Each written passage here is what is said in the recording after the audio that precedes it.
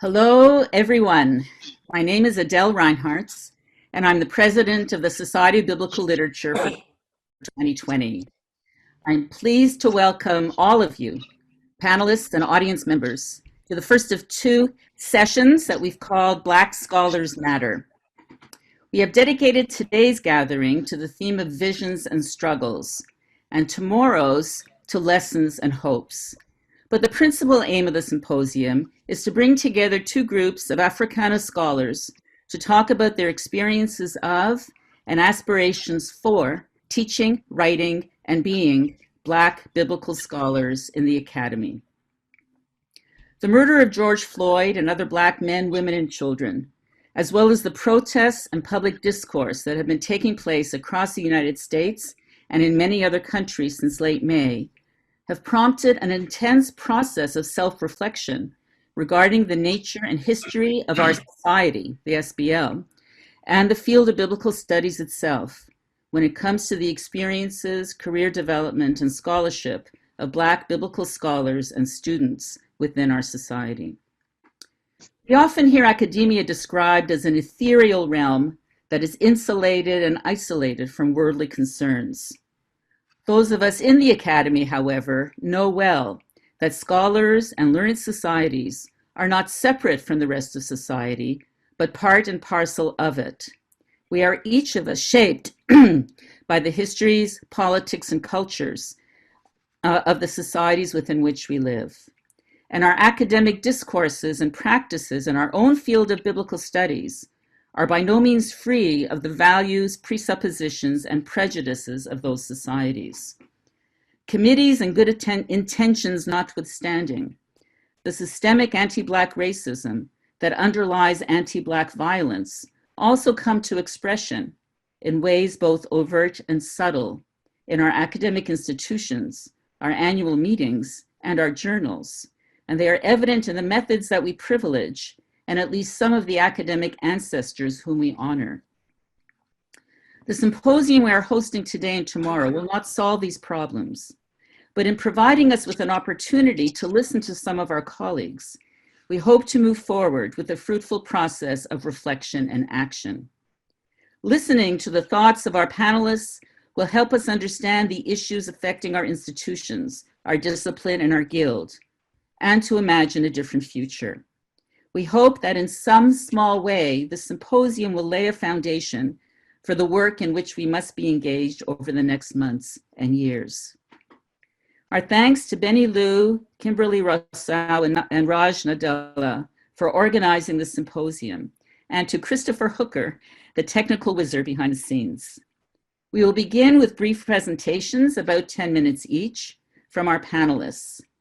Panelists, as you know, you will listen for the gentle tone that will signal to you that your time is nearly up. After the presentations, there will be a brief exchange among the panelists. Then we'll take a very short break. We'll take a short break before the exchange among the panelists. And we will then open up to questions from the audience, ably moderated by Efrain Augusto, the chair of SBL Council. And just a couple of words about how you can participate. This is a webinar, so chat is not enabled. But all of you who are listening in and watching can send questions to the panelists using the Q&A function that is somewhere on your screen, perhaps at the bottom of your screen. And I encourage you to do so as those questions occur to you as you listen to the presentations. After clicking or tapping on the Q&A button, just type your question in and it'll be sent to the chat moderator. Please note that due to the large number of attendees in this session, it's likely that we won't be able to address every single question that is asked. But you should also know that a video of the session will be available on the symposium webpage after the conclusion, and captions will be included. So I'm very pleased to welcome our first speaker. Cheryl B. Anderson is professor of Old Testament at Garrett Evangelical Theological Seminary in Evanston, Illinois. She has had several leadership positions in the Society of Biblical Literature, including serving on council from 2008 to 2013. Cheryl, the floor is yours. Thank you. Good morning, everyone. When I was a doctoral student in the 1990s, I participated in 2 programs for African Americans. These programs offered financial support and, fortunately, also provided mentoring. For example, I remember Dr. James Cone telling us that our research should inform our teaching, and he said that mediocre research would result in mediocre teaching. Consequently, having an ongoing research agenda was a key feature of being a scholar. Since the mentoring meetings for both programs took place during the annual AAR and SBL meetings, it was clear that attending that annual meeting was also an essential part of honing our research. It was where ideas were expressed, developed, and refined. It was and still is where our discipline takes shape, and I have regularly attended annual meetings for all of the nearly 30 years since then. In those days, I certainly knew there weren't many African Americans who were members of SBL. Even today, with just over 8,000 members, less than 4% of US-born members are of African descent. But at that time, there were signs that the field was opening up. There were African American scholars who held faculty positions. Stony the Road We Trod, African American Biblical Interpretation had already been published, and new approaches to biblical interpretation reflecting the African American context were appearing in publications. Even though I knew that my work would use womanist and liberationist hermeneutics rather than the more traditional historical critical methods, I never doubted that I would have a place in SBL. At least I didn't doubt it until one particular incident happened about 15 years ago. I had been invited to give a paper on a panel with 2 white men, and the respondent was also a white male. The 2 white men on the panel were not just Hebrew scholars. They were very well known and highly respected senior scholars, and they drew a crowd. The room was packed. I had been teaching only about 6 years then, so I was very much their junior in rank. Of course, I was nervous. This was not a group I normally worked with at SBL, and I was in the presence of these 2 major scholars. We gave our papers and things seemed to go well until the respondent started to speak. He announced that he would not respond to our papers in the order in which they were given, for reasons that would become obvious. After responding to the 2 other papers with thoughtful consideration, his tone and demeanor changed when he got to me. His response became an attack. When I realized what was happening, I looked out at the audience, and I distinctly remember seeing for the first time that I was the only Black person in the room. I was the only non-white person in the room. I felt a deep sense of isolation, and I knew that this same isolation had made me an easy target. I need to say that his remarks cannot be explained as a heated debate or a vigorous discussion. Either of those would have been fine, but this was qualitatively different.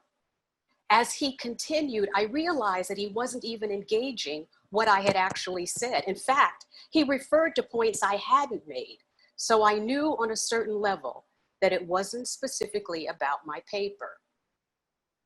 Somehow, something about me had triggered his diatribe, and as a junior, relatively junior scholar, I just had to sit there and take it.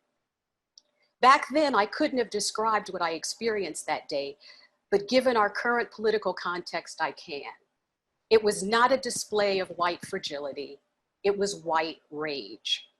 In her book with that title, Carol Anderson finds white rage is triggered inevitably by Black advancement and not our mere presence. She writes that the trigger is Blackness, with ambition, drive, with purpose, with aspirations, and with demands for full and equal citizenship. I suspect that there were actually 2 triggers at work that day, my Blackness as well as my embodiment and expression of womanist commitments. I felt brutalized by his response, And when he stopped speaking, I thought that the worst was over, but I was wrong. It was worse to realize that white people were oblivious to the harm done to me. The respondent himself turned to me when the session was over, smiled, and said, "Cheryl, I was pretty rough on you." He was actually proud of what he'd done. Then a member of the steering committee that had invited me passed off his comments as simply being part of a different discussion. But they knew my work. They had invited me. Why invite me to speak before a respondent who was supposedly part of a different discussion? I felt that I'd been set up. After that session, I was acutely aware that SBL was white space and that it could be very hostile space. In fact, I thought that if white men would fight so hard to keep that space white and male, they could just have it. Even though I had known since the early 1990s how important SBL was to my life as a scholar, it simply wasn't going to be worth it to participate. But I never walked away from SBL. In the years since that session, I have served on and chaired Quorum. I have served on and chaired the nominating committee, and I have served on council for 2 full terms. Given my deep disillusionment that day, the question has to be asked, what allowed me to remain? And it was basically the support of primarily, but not exclusively, scholars of color, especially senior scholars of color who knew well the opportunities SBL offers. On the very same day, when I related what had happened to 2 of such scholars, they immediately understood how I felt, and they assured me that I had a voice that needed to be heard in SBL. But those 2 scholars, as well as others like them over the years, did more than just affirm me. They made sure that I volunteered for leadership roles in SBL whenever they arose. Now, I have to admit that at each level, I didn't think I was up to the task. They trusted that I was ready, I believed them, and I always served to the best of my ability. I mentioned that these scholars who made the difference in my SBL participation were primarily, but not exclusively, people of color. There are several key exceptions, but there's one white person in particular that I need to mention now. He happened to be one of the established scholars on that panel. I ran into him later the same day, and he told me that he had been very uncomfortable with the way the respondent had treated me, so much so that he had wanted to intervene. But he thought that I was capable, that I could handle it on my own, and so he didn't. I assured him that I really didn't handle it well, that I wished he had intervened. I have to admit, though, that I don't know if he should have, but I do know that I deeply appreciated what he said to me that day. First, he confirmed my experience. He acknowledged the harm, and he affirmed that what I had gone through was not normal, that it was out of bounds. Second, he was a privileged white male who was willing to use his privilege to help me. And for both of these reasons, he models how white people who want to be allies could help us in the academy today. Looking back at that session after so many years, I realized that I learned several lessons from that incident. It is important to have mentors in academia, and it is even more important to have a squad who will support and affirm you when difficult situations arise. Finally, as Dr. Cohn said, our research and our teaching are indeed intimately connected. And if our research and our teaching are to address the multifaceted challenges African Americans face, we must do the required contextual and interdisciplinary work, all the while knowing that it's by serving in leadership positions in SBL at all of its levels that we create the academic spaces we need for this same work. Thank you. Thank you very much, Cheryl, for getting us off to such a good start. Our next speaker is Randall C. Bailey. Professor Bailey is Distinguished Professor of Hebrew Bible, Emeritus, at Interdenominational Theological Center. He is an ideological critic whose publications engage in exploring how race, class, gender, nationality, sexuality, and power intersect in biblical passages. Randall, the floor is yours. Thank you. Let me begin by thanking Benny and the others for organizing this event and engaging us constructively during the planning phases. I am also thankful for the group of Black scholars on this panel. We have been on the stony road for a long time, walking with a steady beat, and I'm not only grateful for the opportunity to share my story, but also excited to listen to the stories of my fellow panelists as we've treaded paths with tears and, most importantly, with victories won. My story of growing into and becoming a Black Hebrew Bible scholar began in my seminary journey.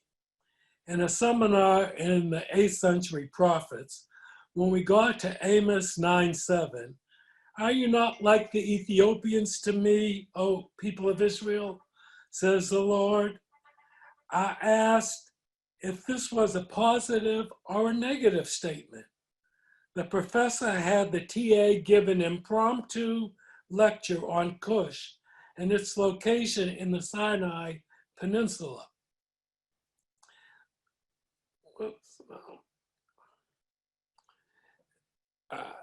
The professor then turned to me and asked me to stop asking questions which were irrelevant to the seminar.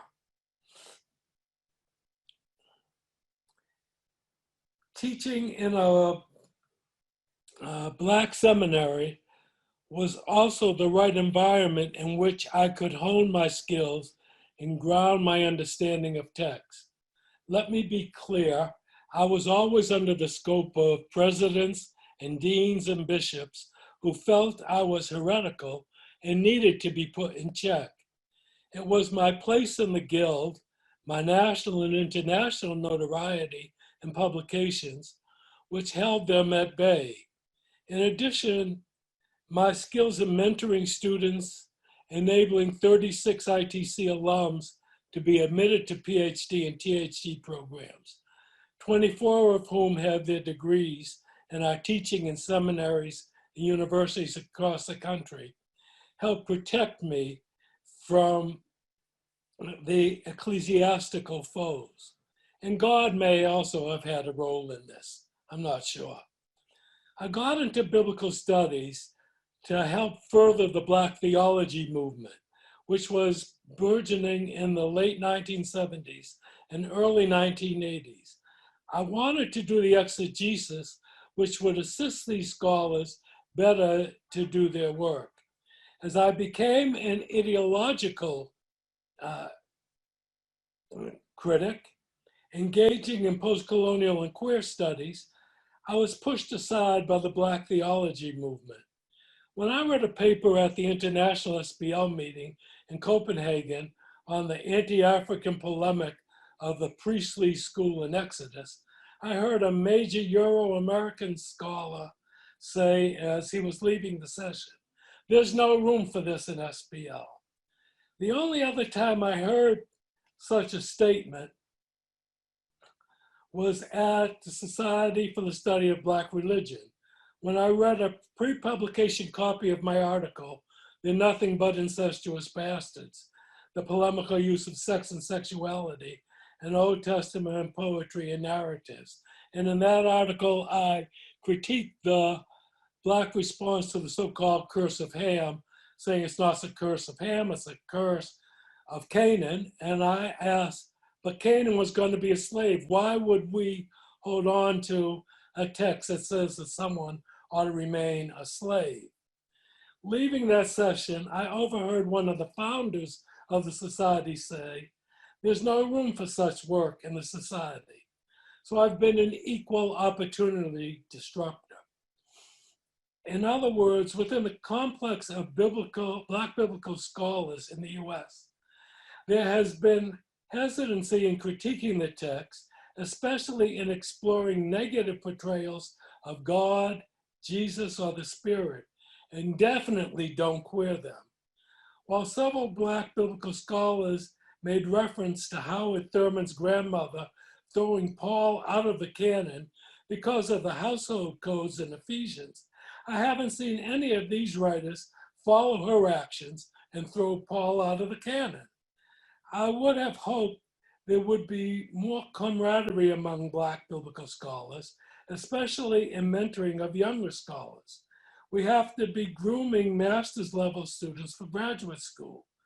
This is also very important in being open with younger scholars in formation, especially in encouraging them as they go through formation graduate school and early in their careers.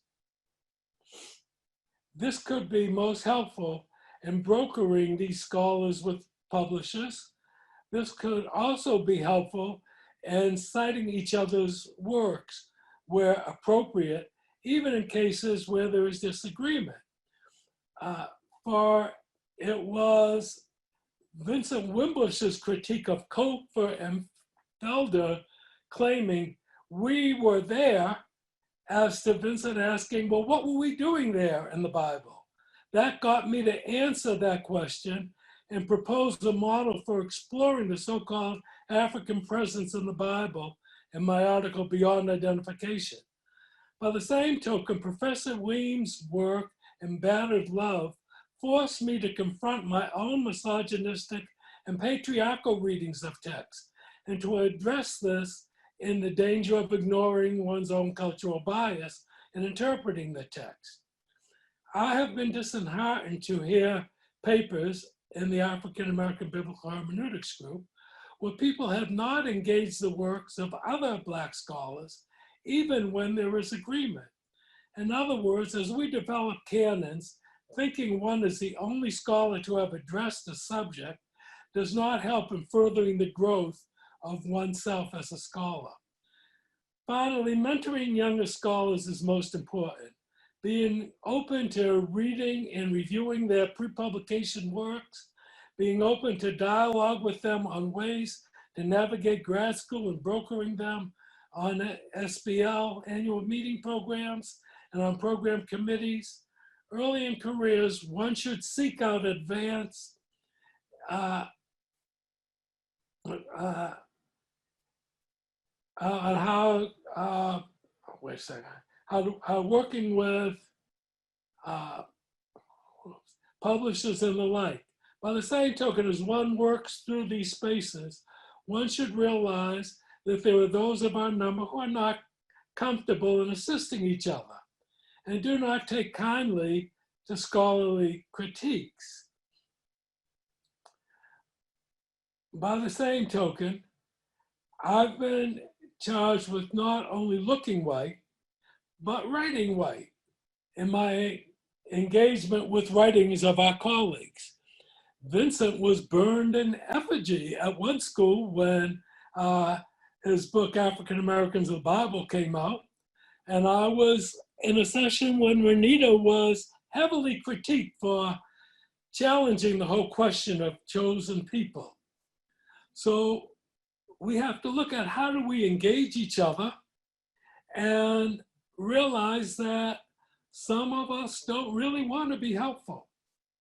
Don't worry about it. It's okay. We can find others who will help us in the process. Let us hope that as we grow, we learn more from each other, how to engage each other, and how to help each other create new vistas of what Black biblical scholarship can be about. Thank you. Thank you very much, Randall.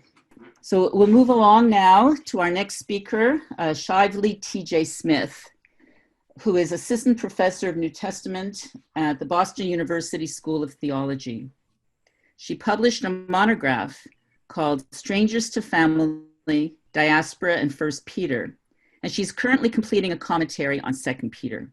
Her research focuses include the Catholic letters, diaspora studies, and the Hellenistic world, as well as hermeneutical theories. Shively, the floor is yours. Thank you so much. First, let me commend SBL Council, administration, and staff for the work of these discussions to ponder hashtag Black Scholars Matter with our collective visions and struggles, lessons, and hope. For my presentation, I will be responding to one of the questions posed to the panelists, which asked, In what ways might the discipline be reconceptualized to promote anti-racism and to be more welcoming and inclusive of intersectional research, teaching, and service to the larger world? I am honored to sit on the panel with senior scholars in the field, many of whom I encountered for the first time as an undergraduate from a historically Black college and university, studying theology and exegesis abroad in the UK as an English-speaking Union Luard Fellow. The 1991 iconic edited volume, Stony the Road We Trod, introduced me to African-American biblical scholarship at a time when I genuinely questioned whether viable pathways existed for African-American women to earn a doctorate in biblical studies and become employed, published, and tenured as respected biblical scholar teachers engaged in biblical research. One essay from that volume remains a clarion call for me about, yes, the work of African-American biblical scholars and students. But more apropos to this panel's conversation, this essay in Stony the Road, in my view, is also a clarion call about the work of SBL.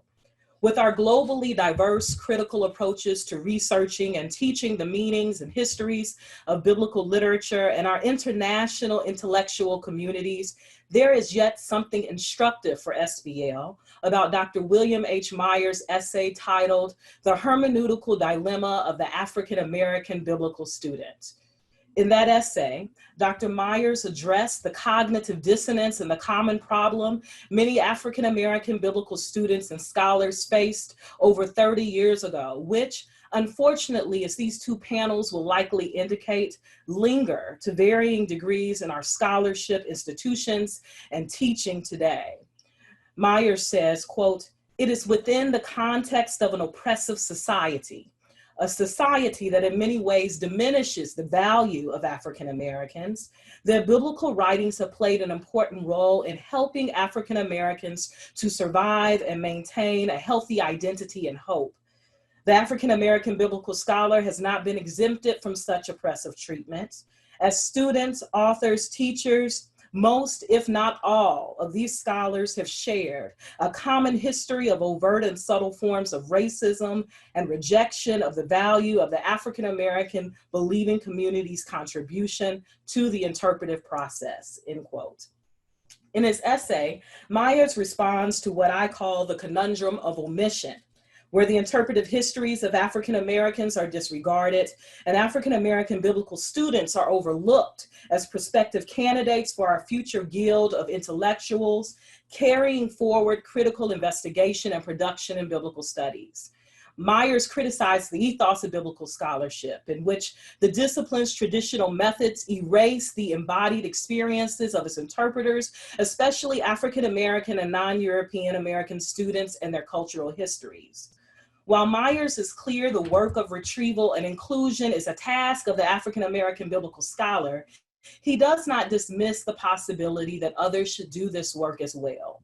Where he is subtly suggestive, my position 30 years later is stronger.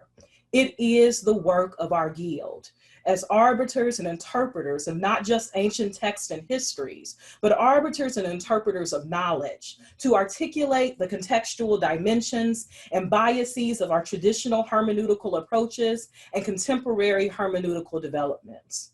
Moreover, it is our collective responsibility to work at interpreting from new centers of biblical history and literature, new centers of contextual meaning and significance, and new centers of epistemological inquiry and reason, particularly centers that are not our own. If I were writing a scholarly response to Myers, I would begin by revising his title. Whereas Myers titled his essay, "The Hermeneutical Dilemma of the African American Biblical Student," today, my titled response would be "The Hermeneutical Dilemmas of the Allies, Colleagues, and Guild of African American Biblical Scholar Teachers." With my remaining minutes, let me share with you now my preliminary thinking around my response. In an 1886 address about the purpose of education and the right for African Americans to have equal access to quality educational opportunities, Anna Julia Cooper, the fourth African-American woman in the world to receive a doctorate, made a provocative assertion. Cooper said it is the work of education and the collaboration of intellectuals to tend to the greater good, equity, and inclusion of Earth's peoples, especially those with histories of historical exploitation, erasure, and disinheritance. Here is Cooper's statement, quote, "As interested in the education of a neglected people, and as educators in a circumscribed field of work, we are confronted by a peculiar danger. Whether from force of circumstance or from choice and loving consecration, we are ministers of the gospel of intelligence, of moral and material uplift to a people who are habitually reasoned about in mass as separate, distinct, and peculiar. A people who must be fitted to make headway in the face of prejudice and proscription, the most bitter, the most intense, and the most unrelenting the world has ever seen," end quote. According to Cooper, the task of intellectual communities is to create opportunities of scholasticism and its accompanying doors of prospect and possibility for those who have historically been silenced and excluded. In regards to our discipline, that means expanding our accounting of the histories of interpretation and hermeneutical developments, not only as a historical corrective, but as a pedagogical strategy, epistemological discipline, and moral duty. For example, our traditional study of the history of biblical interpretation acknowledges the interpretive methodologies and significance of figures such as origin and philo, and matters such as allegorical interpretation. But here I have modeled for you in brief form how Anna Julia Cooper is also a source of biblical interpretive history and methodology in which she interprets the gospel of Jesus as illustrative of the work of intellectuals and educators on behalf of the historically disenfranchised, marginalized, and disinherited of the world. This is in keeping with Meyer's assertion that sources of African-American biblical history must be retrieved and centered as sources of biblical interpretive practice and knowledge. Yet I am not convinced that 30 years later, the task of retrieving and centering sources of biblical knowledge, heretofore undervalued and discarded as resources for the interpretive task, is solely the work of African diaspora scholars and other scholars of color. To do this work as a guild of intellectuals, faculty colleagues, and international communities necessitates confronting the availability and esteem we assign to diverse intersectional primary source material, especially sources reflecting biblical interpretive practices and histories our field has historically overlooked and even less frequently centered as starting points for critical interpretive investigation, reconstruction, and comprehension. At times, we will have to act and read against the grain of our intellectual formations and training. Consequently, in those moments, we will have to do the fundamental work as intellectuals we were trained to do as those conversant in what Cooper refers to as the gospel of intelligence. That fundamental work is namely to educate ourselves about new subject matters and knowledge, and to muster the courageous humility and intellectual will to become informed about other people's histories and locations about which we are uninformed. In conclusion, let me say, as an African-American woman, biblical exegete and historian, a researcher and teacher, a writer and editor, an advisor and mentor, a faculty member and colleague, and a public intellectual and religious leader, I am forced to prepare myself for Meyer's descriptions about the politics of omission and Cooper's caution about the peculiar dangers facing African-Americans and other minoritized scholars. Yet I and others like me, living embodied intersectional histories, persist in the scholarly endeavor with rigor and integrity because we are committed to our scholarship, our classrooms, our communities, and our institutions and our guild. We do our work with an incessant hope that others in our guild, among the societies and cultures represented by our global membership, will realize they too are accosted by this dilemma of omission and its peculiar dangers. As I said at the beginning, if I were to respond to Meyer's essay 30 years later, my topic would be The Hermeneutical Dilemmas of the Allies, Colleagues, and Guild of African American Biblical Scholars and Teachers. In that essay, I would invite allies and colleagues of our learned society and beyond to join us in the work publicly, no longer under the cover of darkness as Nicodemus in John 3, but out in the open in our guild and faculty meetings, classroom sessions and syllabi design, scholarly books and refereed articles, collegial evaluations, and public lectures. And this is how, in my mind, we might reconceptualize the discipline to promote anti-racism and to be more welcoming and inclusive of intersectional research, teaching, and service to the larger world in the society of biblical literature. Thank you. And thank you very much for these comments that present a challenge to all of us, a constructive challenge. Our next speaker is Renita Weems, who is a biblical scholar, author, public intellectual, an ordained elder in the African American Episcopal Church, and the first African American woman to earn a doctorate in Old Testament studies. A former professor and academic dean, Dr. Weems is a sought-after academic lecturer and an inspirational speaker. Renita, the floor is yours. Thank you very much, and thank you so much for this invitation. I will begin by saying that I left, resigned, quit, and walked away from the academy, being a professor, teaching at an elite institution. I left all of that about, I guess now, 15 years ago. And the invitation to speak this morning, to be a part of this panel with some very important colleagues of mine, some of whom I have not seen in years, but whose work and works continue to inspire me and to teach me. Colleagues, junior to me at least, and certainly some who are maybe a few years ahead of me, has been an important invitation to me, and I am grateful for it. I'm grateful because it gives me an opportunity the invitation to be a part of this as someone who left the academy some 15 to 16 years ago is an invitation much like visiting or seeing an old lover.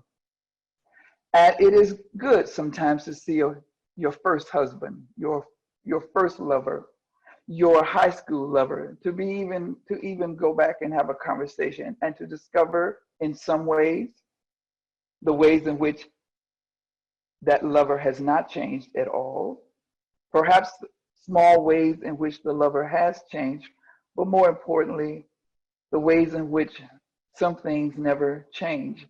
So listening to particularly some of my colleagues who are a little junior to me, and to discover there in some ways that this field that I walked away from, that I resigned from some 16 years ago, has not changed in some very critical ways, and in some other ways, and I am so glad to see the ways in which it has changed, just by the fact that we are here and that the numbers have grown and are growing.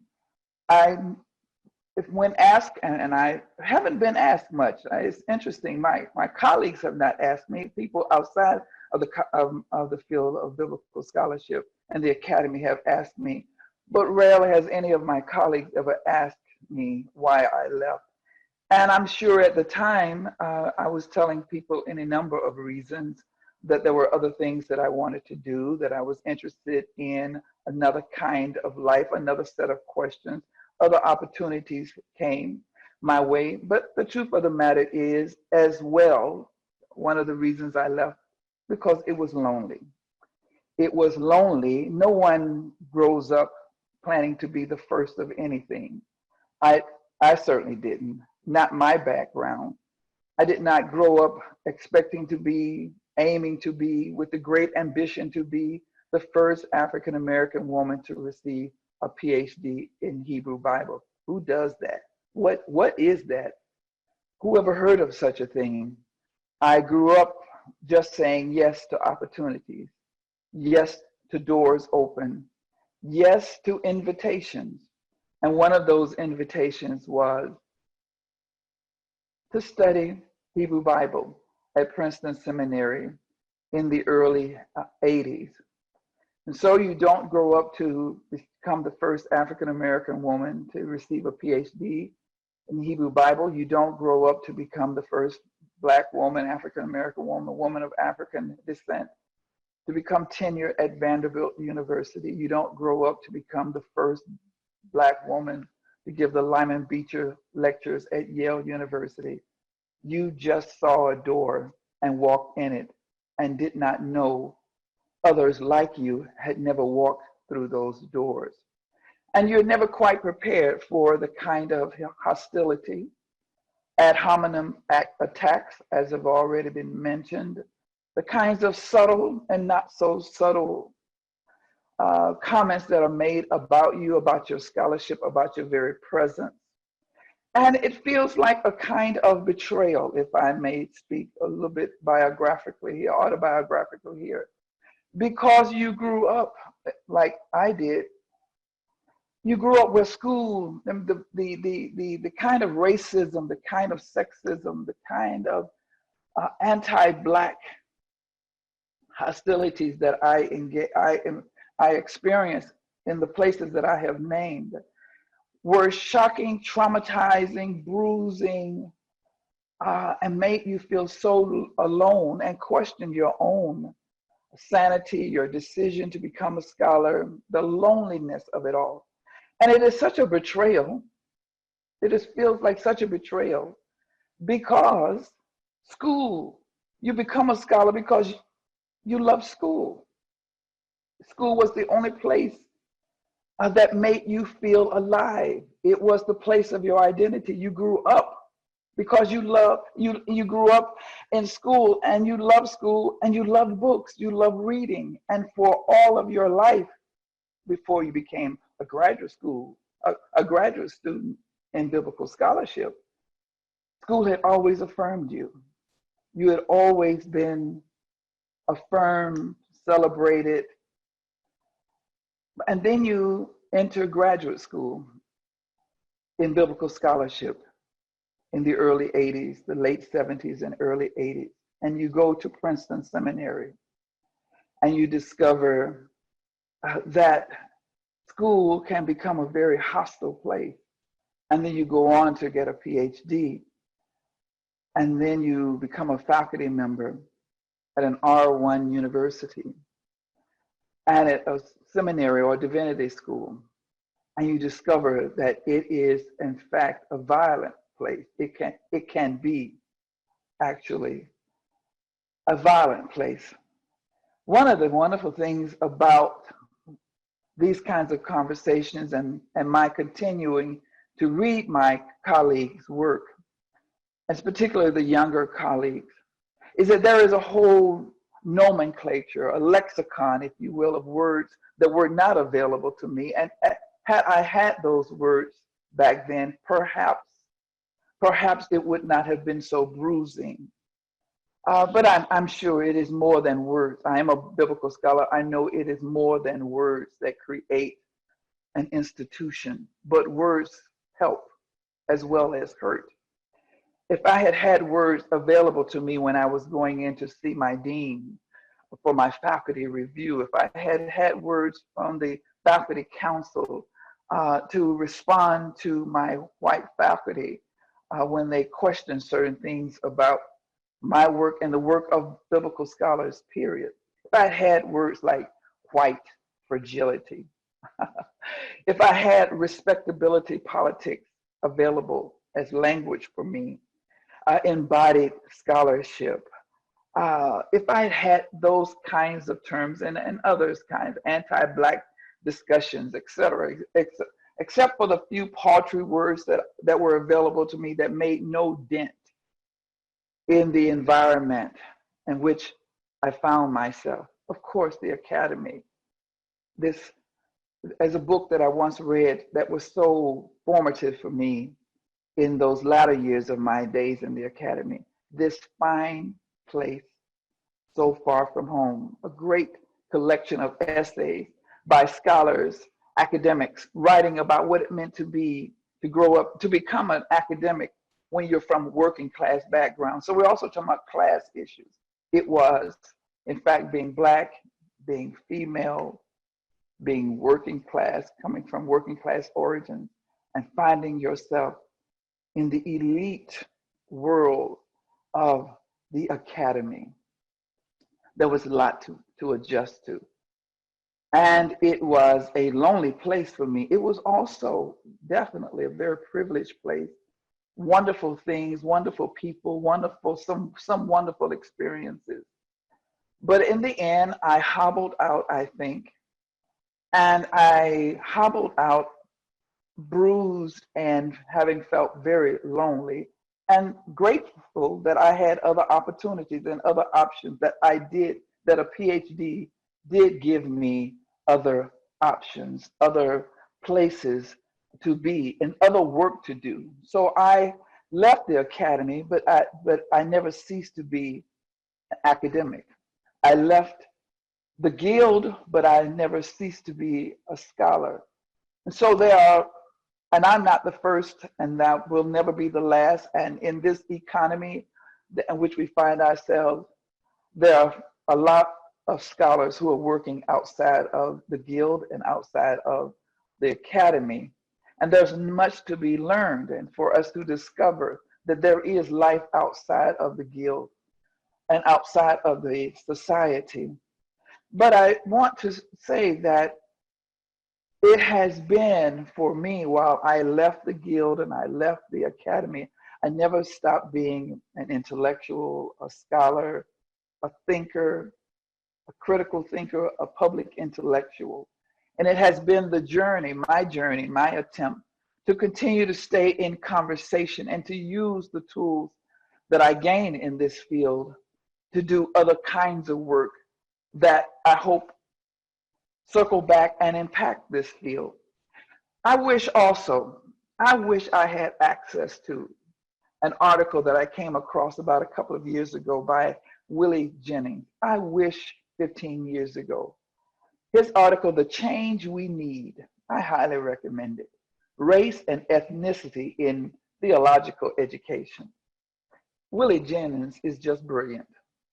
He puts his finger on the relevant question whenever he writes, whatever he writes. But I want to quote something that he says here. He says, the invasion of predominantly white, he's talking about theological institutions, we can just say white academy. The invasion of predominantly white theological institutions by racial and ethnic minorities is one of the single most important changes in theological education in the latter half of the 20th century and the beginning of the 21st century. That change has had a profound effect on the ecologies of institutions, placing a new set of dynamics in the midst of academic theological conversation, the teaching life in the academy and the theological academy, and the formation process of students, the very presence, the growing numbers of the fact that we are having this conversation. Black men, women, and children have been murdered by police for decades. And the Society of Biblical Studies literature would never have had this kind of conversation 20 years ago, 30 years ago. Breonna Taylor, George Floyd are not the first, and unfortunately will not be the last. But a society, an institution that prides itself on its glacial changes, the fact that it does not change, that change is a slow glacial process. The academy that prides itself on tradition and whiteness and Europeanness, we're even having this conversation, says that change perhaps is possible. last fall, I had the great pleasure of lecturing, doing a lecture, the Kathleen O'Connor lecture at Columbia Seminary there in Decatur, Georgia. And I accepted the invitation because it gave me an opportunity to honor the retired professor, Kathleen O'Connor, because Kathleen O'Connor was in fact a teaching assistant when I was a student at Princeton, and an MDiv student. And it was Kathleen O'Connor who wrote in the margins of a paper, white Catholic nun, teaching assistant. And she wrote in the corners of my precept paper, my little MDiv paper in a class where I was taking with Bernhard Anderson on the prophets, I believe, 1982-ish. Have you ever considered, would you consider, how about giving some thought to a PhD program? And the world opened up to me because she wrote that. And I wanted to honor her for that, that all of our mentors and all those who inspire us are not just Black scholars, but they are allies, people who see something in us. I want to close with these comments because I cannot do this kind of presentation without saying that with the death of James Cone, and I believe that was April of 2018, my colleague, Dr. Katie Cannon, in that August of 2018, and later on, the one Black professor I did have at Princeton, Kane Hope Felder, I believe a year later in 2019, a whole library of stories about what it means to be a Black scholar, what it means to be a biblical scholar, a scholar in the field of religious studies, religious scholarship. If we don't tell these stories, how will our colleagues know? And with the passing, and that was one of the reasons I said yes to this, because with the passing of senior scholars, with the passing of those who did the grunt work, listen, I have been associated with and proudly associated with womanist scholarship. But the truth of the matter is most people do not understand what it meant to be a womanist, Black woman scholar in biblical studies, doing womanist scholarship, is that, as Toni Morrison said, we had to learn to invent ourselves. We had to find the resources, we had to write our own resources, and we had to defend our scholarship. I am grateful, in closing, I am grateful. I am happy to see that the work of having to create a field, a subfield of womanist scholarship, defend it, find your own sources, write your own sources, is now given birth to a very rich discussion in theological scholarship, in religious scholarship, of womanist, of liberation, of activism, and biblical scholarship. Thank you very much. Thank you very much, Renita. Our next speaker is Vincent Wimbush. After over 3 decades of full-time teaching, Vincent Wimbush became the founding director of the Institute for Signifying Scriptures to create an independent discursive space to pursue and model a transdisciplinary critical study of scriptures. Author of numerous books, he was president of SBL in 2010. Vincent, the floor is yours.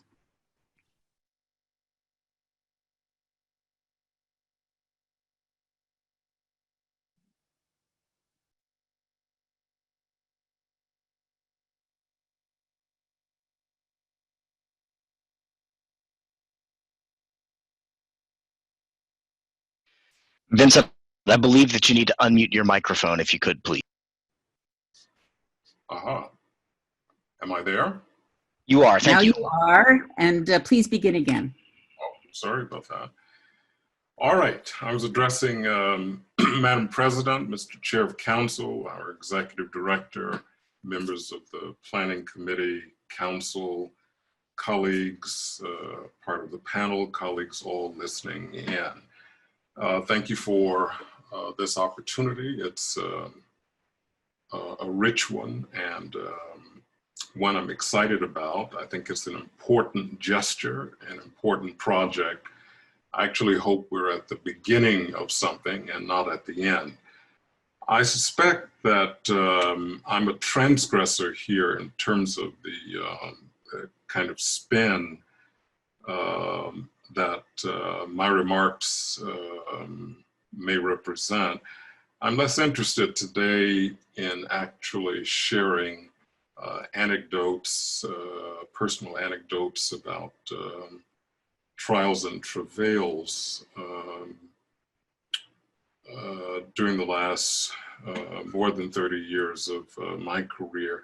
I want to do something a little bit different. I will say that the kind of muddledness of the big theme and even the little theme for the panel gave me opportunity for this transgression. So that's a note. So I'm taking opportunity of it, that it presents. I think we're at the end of something, and I hope that we'll use this as an opportunity, exploit this as an opportunity to think about what a beginning may look like.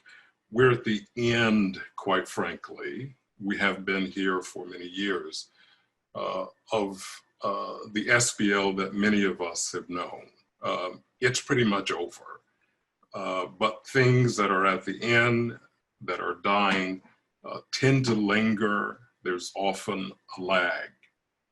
I want to suggest today a schema, a frame of analysis for understanding how we've gotten to this point, and to use this as a springboard, at least provocation, for conversation about where we may go from here. I will surely run out of time to elaborate on this, so I'm doing no more than putting, it's a schematic of a schematic or a frame of reference or analysis. In it, you will surely note that I am sharing with you some reflections about my own personal experience in this learned society. So here we go. How have we gotten to this point? Why are we here today? What does this gesture represent? Here's a three-legged or three-cornered schematic involving one, time and in relationship to its space. Number two, difference or change, or if you will, development. And number three, consciousness / orientation. Now, in reality, of course, these three are collapsed, these three and related terms and elements. But for the sake of analysis for now, what I'm going to do is, of course, elevate, isolate, with some qualifications, the one in order to see how the others relate to them. And I think this will provide at least one scholar of colors analysis of where we are, where we've what we've gotten ourselves into, and why we're at an end, and what we may do about it.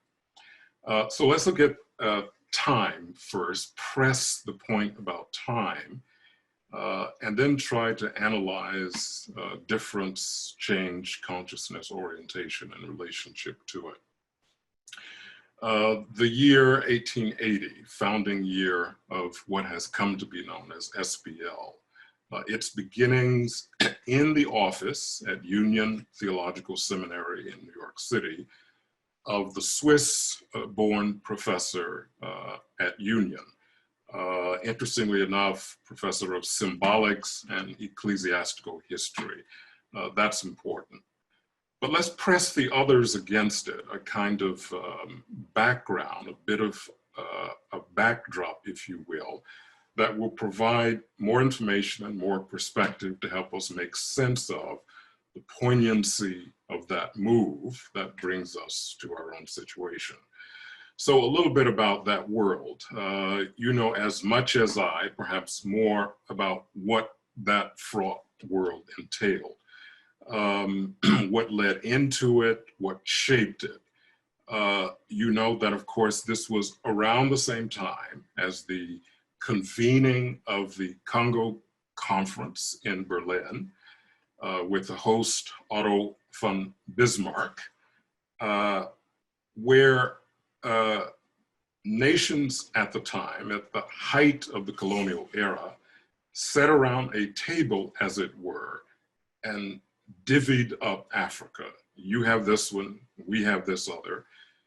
Our own country, the United States, was present, decided not to be a voting member, but to make sure its own interests would be protected through the divvying up process. Here, it may be worth thinking about how Africa was inscribed or scripturalized into being for that time. Think of 1893, the same period, the first meeting of the World Parliament of Religions, which of course was consonant with, participated in, was inspired and provoked by ongoing projects, the most important of which really was pretty paradigmatic from my own point of view. F. Max Muller's project, the 50-volume project that was called the Sacred Books of the East. I think Matsuzawa is quite right in suggesting this as the time of the invention of religion, what we now call world religions. This is sort of part of the larger context background for the beginning of SBL.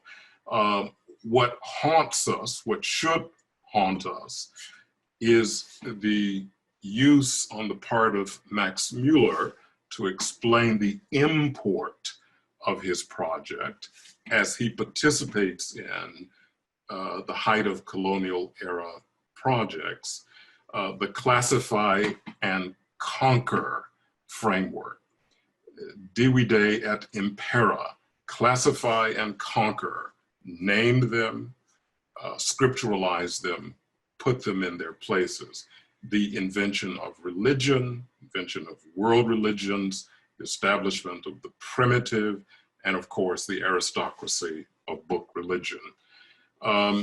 SBL was invented against this backdrop, and I think it represented itself and still does until there's radical interruption as a project of the larger colonial era project. No amount of discovery, no amount of hard historicist work, whether finding this or that Black character within the mix, this or that heroic woman as background, disturbs that larger ongoing project unless it is addressed for what it is. That is a project of the colonial empire. So for example, the 50-volume Sacred Books of the East were just that. All the religions, so-called, that could represent themselves as textualized over against, in other words, not included in the 50 volumes, were Judaism and Christianity, or the Jewish Christian tradition. In other words, the colonial project. SBL was born in this period and was intended to be a project supporting that larger colonial empire project set forth at the conference in Berlin. Changes, developments over a period of time will show us just exactly how far we have been redefined or reconceptualized. Also in Chef's office was given birth in 1888, ASCH, American Society for Church History. That was simply an effort to extend the teaching of this aristocratic religious tradition forward in history. 1909, the founding of the society that was to be devoted to instruction of religion, pretty much Bible. These were SBL folk who spearheaded this, became Navi in 1933, and later on in the 60s, what we know as the American Academy of Religion. That simply extended the space for the teaching. Now we're beyond simply the high clerics who were invested in the colonial project to the teaching of Bible and then religion in the college setting. Then of course there's a change extending everything beyond the Northeast, beyond Union, regional meetings, beyond the clerical meeting paradigm at Union, welcoming internationals, Catholic and Jewish scholars, the first woman in 1897, Schussler Ferenza as the first president, jumping ahead in the late 80s, and persons of color. We do not even to this day know who was the first non-white member of the society. I've been able to go back to the 1940s with some figures some of us may know, and even communicated by letter with Professor Leon Wright, who had been at Howard, but he did not participate very much in the society beyond the writing of a couple of essays in the established journal. In spite of these developments and changes over time, basic practices in politics, consciousness orientation remain the same. What is required, what is imperative here at the end of colonial era, wanted to put some meat and bones on our bandying about this matter of colonial and post-colonial work. What is absolutely required with the change of persons of color, and especially now with our emphasis on Black scholars, not individual stories and travails, but using their presence as a springboard for theorizing about a different, in fact, a radically different orientation, such that the fetish that was made use of in order to construct the colonial world is set aside, so that mimetic practices that have defined the society from the very beginning are reconsidered and reordered. What is required with the focus on Black presence is a fundamental reorientation of the basics. Not exegesis, my colleagues, in the way that James Carville put the emphasis on the economy. I want to suggest the emphasis should not be on the exegesis of text, but on excavation of the psychosocial pathologics that define this and other learned societies that are part of empire. Thank you very much. Thank you very much, Vincent. We have decided to take our short break now so that we can, I hope, make sure that Marijuana's audio will be working so that we can hear her presentation. And we will reconvene, let's say, in no more than 5 minutes from now. So we'll try to work it out.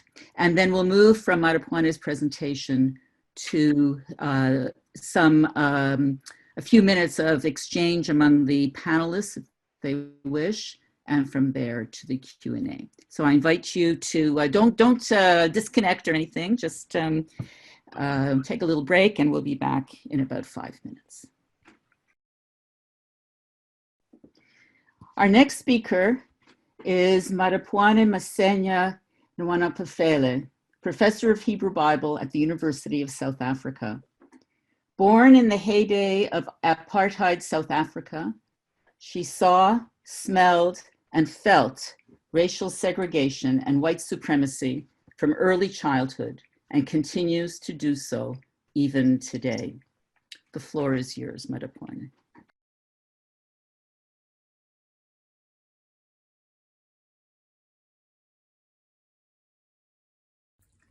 Dameng, good afternoon. Habari, abusheni, lokobela, goeiedag, bonjour, mbote, kasun, mribwanje, amkase, maseare, good morning, good evening. My journey as an African biblical scholar in South Africa. Social location, Ni Blankes or Blankes Afrikaans, non-whites or whites only English were dehumanizing and black disaffirming phrases to one's black identity. But as a young person growing up in rural South Africa, I was not that conscious of how dehumanizing the preceding phrases were to African people. They, however, remain vivid in my memory as I try to trace my first consciousness about issues of race, possibly in the late 60s. My African ancestry determined that my habitat would be a Bantustan, the latter being a deliberate creation by the South African apartheid government with its horrendous policy of separate development of races to control the land and entrench white supremacy, among others. It is no wonder that I only became a South African citizen in 1994 after South Africa gained political independence, certainly not economic independence. Navigating a foreign terrain, my father was a teacher who was thoroughly colonized. British accent, different times for tea slots, Mapuan, 10 o'clock tea, Rosiland, 4 o'clock tea. As children, we had a specific church. The sermons imparted on our young minds were typical of the repressive apartheid status quo, as they never enabled us to question the use of the Christian Bible for the oppression of blacks because the focus was on the believer's spiritual life.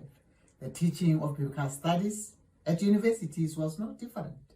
All the professors were white and male.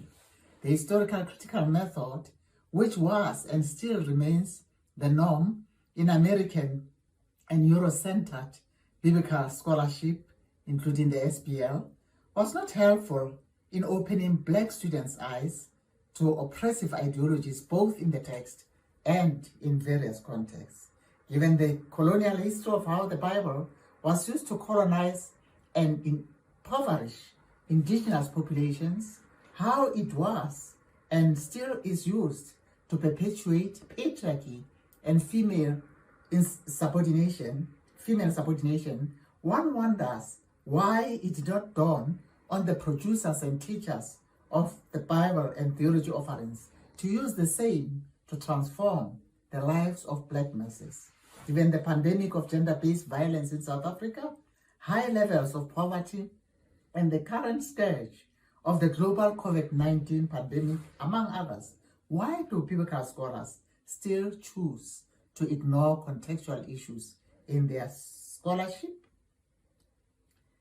Biblical scholarship continues to bear the mark of a detached scholarship whose products many of us are.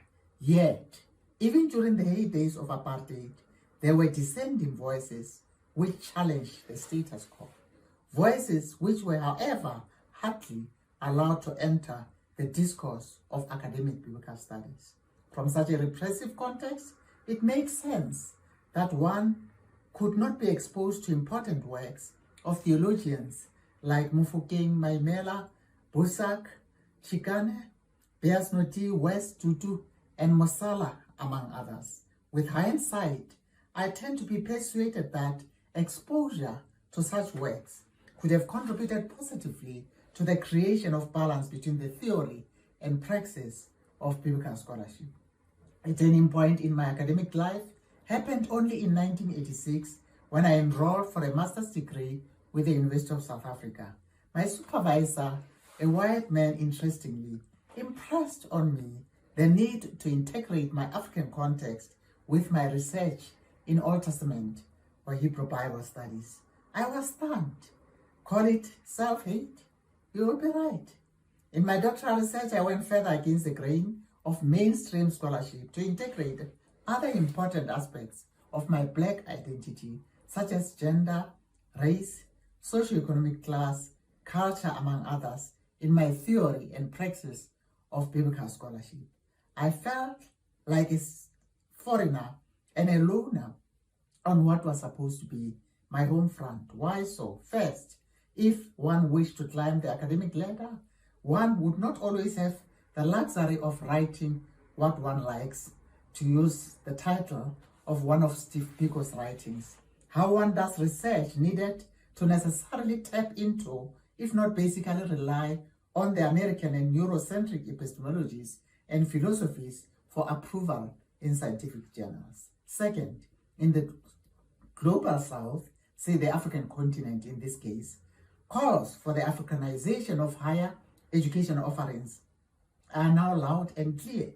However, for as long as historical winners, who are also the main gatekeepers, choose to be resistant to such calls, the status quo, with its idolization of white supremacy, will continue to remain with us for some time to come. Third, the repercussions of ignoring African biblical hermeneutics by many a white academic are mostly felt by Black students. For example, at times, I have had to return for major revisions, master's and PhD dissertations written by them with white academics as their study leaders. As I conclude with the visions, for Black scholars to combat the apparent prevailing tendencies to disregard pertinent issues in the academy, low self-esteem and self-hate, the following recommendations are in order. 1. Being deliberately conscious to decolonize and Africanize offerings in Bible/biblical studies. 2. Choosing the discipline because of one's passion about it. 3. Using one's discipline to plow back into one's community. 4th, refusing to let foreigners to oneself regarding race, class, gender, geography, age, you name them, dictate how one should read the biblical text. 5th, in the African context, an academic like myself faces a dilemma as a church/community member and an academic on two fronts. On the one hand, being expected to park my brains or my scholarship when entering a church doorstep and shout the hallelujahs all the time and pick them on my way out. On the other hand, being expected to park my faith at the academic's doorstep only to pick it up again on my way out. 6, as far as one can, doing the business of knowledge production in one's indigenous language, and I here think about Ngungi Wationgo. Lastly, prioritizing those canons or sources that address pertinent issues both in the biblical text and in particular those in one specific context. As one implements all of the above, one will hopefully then begin to breathe. Indeed, one has to, because Black scholarship matters. Thank you. Thank you very much. And I heard most of that. I hope that is true of everyone else. And I really appreciate, again, Maripuana, your patience with our audio issues, and I was very glad that we were able to hear your presentation. At this point, I'd like to invite the panelists. I believe they can unmute themselves, we can engage in some discussion. I don't want to really direct this in any way. I do want to note that it was very interesting for me to hear, several different perspectives and very challenging in a positive way reflections on what the society should do and how the field needs to change. It seems to me that what is shared is experiences of exclusion as individuals, as the exclusion of bodies of scholarship and sources of biblical knowledge, exclusion of methodologies and contextual perspectives. It seems to me that there's a convergence on a focus on those types of issues. But at this point, let me invite any panelist who wishes to comment, to respond to what a fellow panelist might have said. And as we discuss, just I'll call on you if you raise your hand and invite anybody who wishes to begin. Perhaps we could go back to three. I would. I just did. Okay. Any thoughts, comments?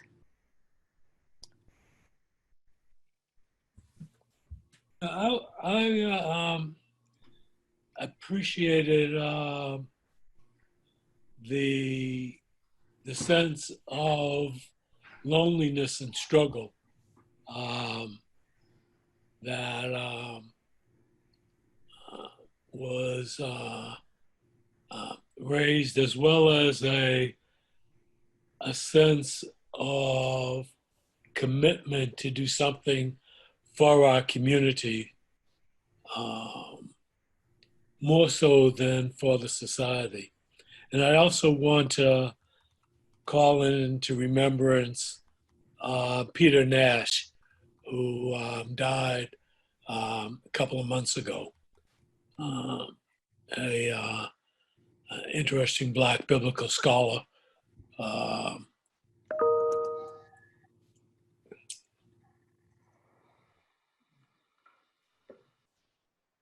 I guess I would want to also appreciate the fact that we have all touched at this topic, or attempted to touch at it from our different vantage points. In some ways, we've demonstrated that we are not a monolith, that all of our experiences have not been absolutely the same, but there have been certainly some real similarities. I wanted to just kind of, what struck me as I was listening to this is the notion that we are all have felt at some point that we have been living in someone else's house. We have worked in a field where we have been reminded that we did not live there. It was not our house. But we have worked intentionally to make it our home, to claim not just a room, but the entire house as ours as well. And that it is not just someone else's house, but we have been made to feel like it is someone else's house. And how do you do scholarship? How do you work in a house that someone tells you is not your own? I think we are much further along, but I appreciate the comments Vincent made about that this also is a time when ownership has changed. The ownership of the house is being deeded over to a new generation, and a new generation of thinkers as well, and young scholars who I hope are building on some of the work that we have done, those of us as seniors, but who will go on and make this house their own. And perhaps if they have to, as Audre Lorde said, tear the whole house down and rebuild and build a new house. I would love to push that a little bit, just as I guess kind of the younger one in the group in some ways, to really ask with sincere curiosity, in your minds and with the history and the work that you've done, what are some of the contributions, perspectives, Dr. Musa, you even talked about language that you created, that you have done, that has gotten us here, that you would like to see continued, centered even more, continued, expanded, or maybe even dismantled? Like, when you think about those possibilities, I'm kind of making it sort of expanding it for everyone too. I'll try to respond, and thank you for asking that. In some way, I don't want to, this is not false modesty. I would just say, I think it will take others to be able to say, sometimes you don't know what your own contribution is. You have some semblance of it, but it will take someone else to be able to say, this is what your contribution was, and this is where we're either going to build on it, or just say that it was fine for its period, but it does not get us to where we want to go. And I think that that's probably someone else's task. But I would, and I don't want to take up all of this time, but you do allow me to say something else that I didn't get a chance to say as much as I wanted to, about what it meant for me in the 80s to be a part of what's now considered to be about womanist scholarship in the field of theological studies or religious studies. And what I was trying to say is that what it meant was that we had, in order to do womanist scholarship, in order to do a dissertation in those periods, we had to write Black women into view. I mean, that's the line that I didn't say. What it meant to do work, and that's not just womanist. I'm sure that's liberation scholarship as well. Black liberation scholarship. We had to find and make our own sources. We had to defend the notion that Black women had a voice in biblical scholarship, that Black women have been doing scholarship. We had to explain and defend the legitimacy of whatever sources we came up. We had to write Black women into our research, and we had to do the work as Black women readers. We had to invent ourselves, and we had to imagine doing the work and write a dissertation and write the books and then defend the books and then all over again. So what it means to begin a new discipline within your field or sub-discipline within your field can be bruising work, but it is a part of the way in which you make that house your home as well. Vincent, may I call on you? I just want to say that, each of us represents, different worlds and projects and initiatives. What we have in common on this panel is SBL. I mean, SBL has brought us together. I think we need to spend a lot more time thinking about how our presence, belated, small, sparse, problematic in many respects, as part of a kind of the socio-psychologics that define the West, how our presence, our participation may have the opportunity to provoke a profound rethinking, restructuring of what SBL represents.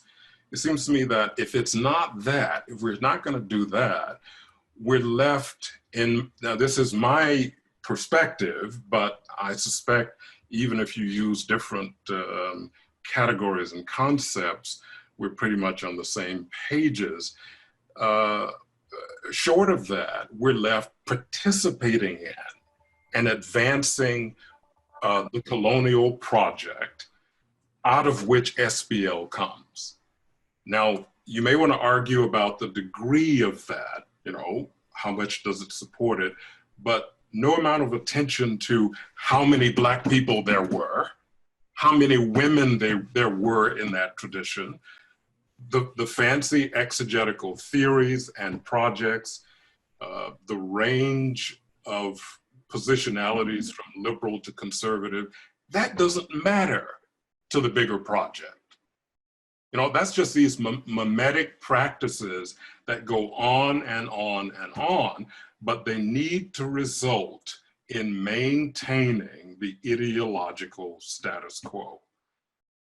I would like to be allied with efforts among Black folk here and there and beyond. This circle has to be extended beyond what we represent.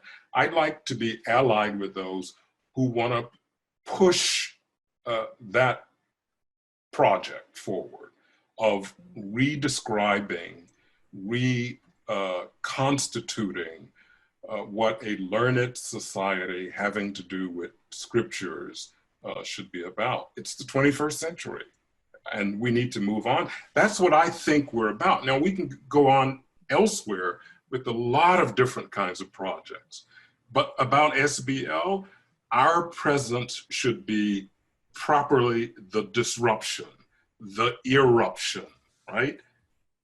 The refutation of the project itself. Name it.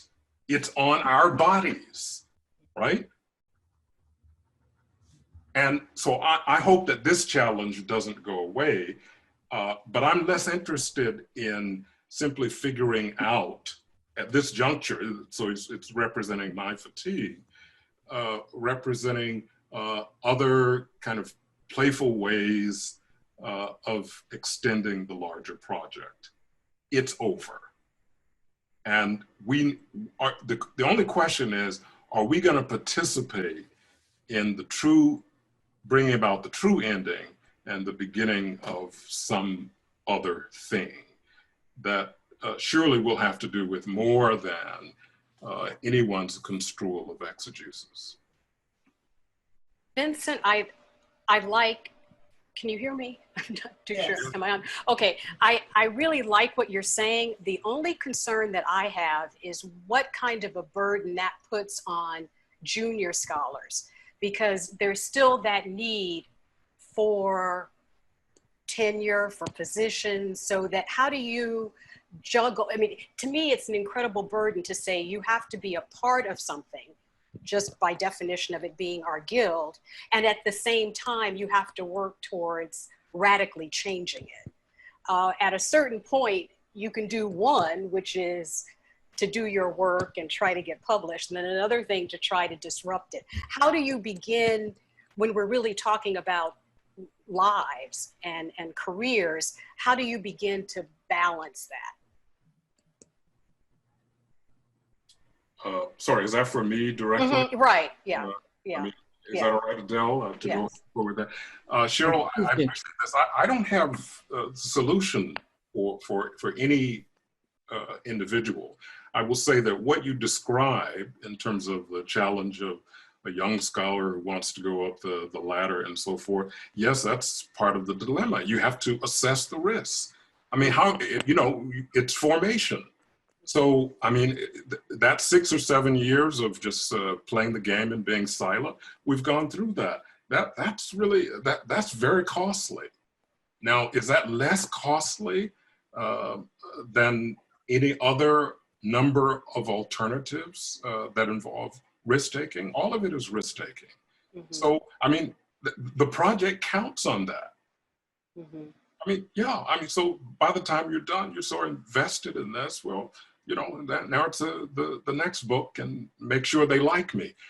But this is over.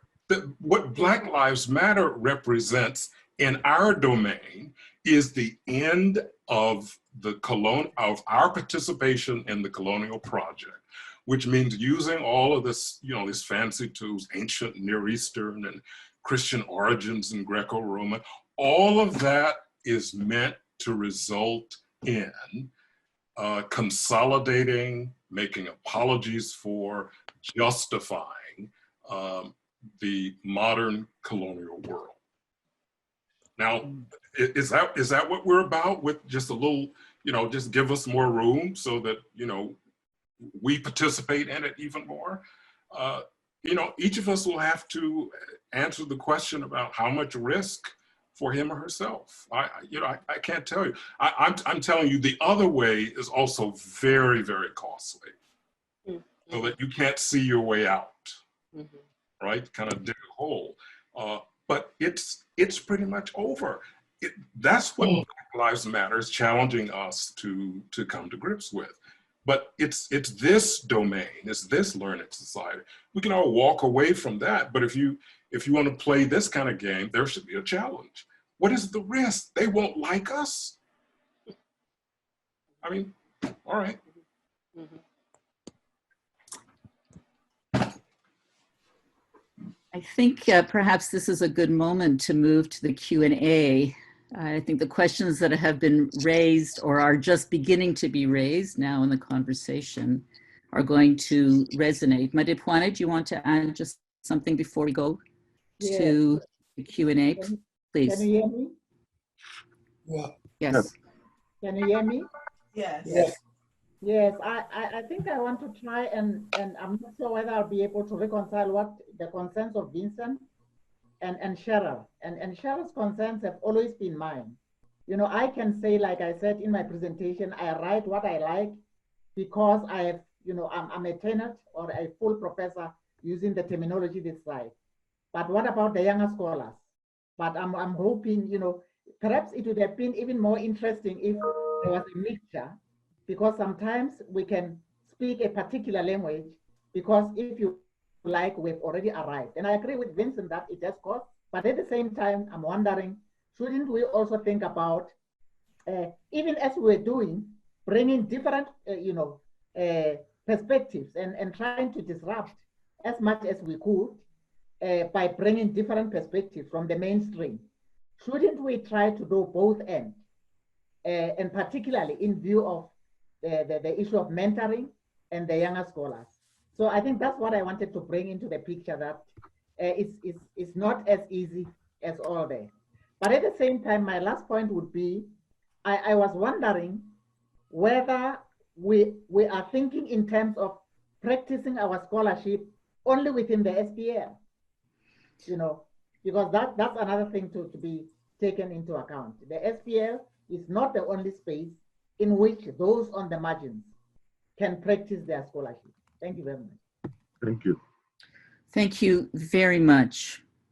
I'd like to move now to the Q&A, which will be moderated by my colleague Ephraim. Thank you very much, and thank you all the panelists for vigorous presentations and a good initial dialogue. And thank you to the participants out there who've been sharing some of their questions.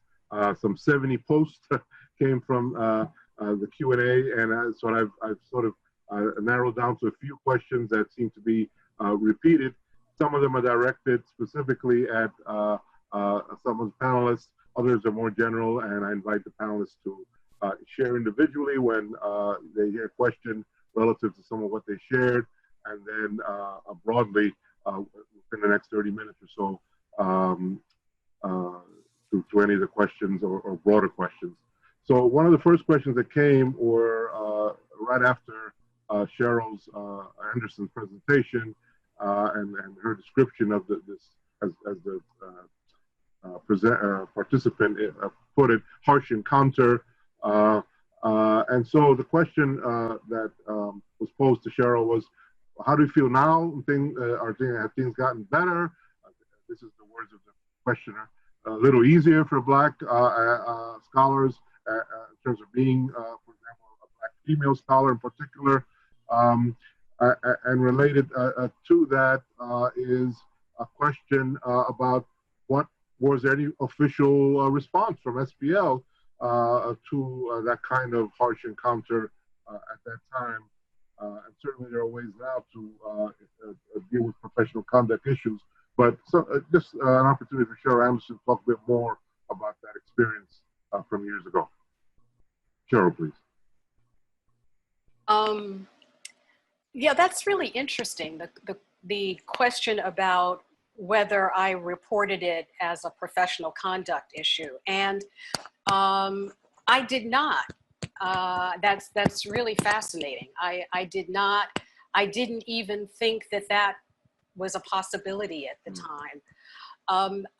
I think the way that I handled it, especially given the fact that I almost went into overdrive with SBL participation after that, was to just make sure that my presence was felt in SBL. So that's how I responded to it. But yes, I think, and I, during the break, I looked at my messages, and people had written to me and said, you know, similar things happened to me. It's still happening.